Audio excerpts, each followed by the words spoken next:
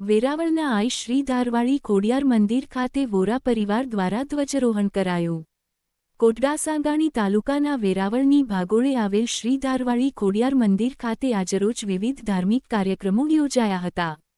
જેમાં વોરા પરિવાર દ્વારા ખાસ ખોડિયાર માતાજીની પૂજા અર્ચના તેમજ ધ્વજારોહણ સહિતના કાર્યક્રમ યોજાયા હતા.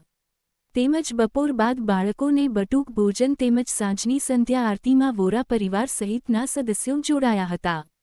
તેમજ સામૂહિક ભોજન પણ કરવામાં આવેલ હતું. તેમજ આ પ્રસંગે વોરા પરિવારના સદસ્યો સહિત ગ્રામજનો અને ભાવિક ભક્તો પણ ઉપસ્થિત રહ્યા હતા. રિપોર્ટર પંકજ ટીલાવત સાથે કેતન કતબા, શાપર, વેરાવળ.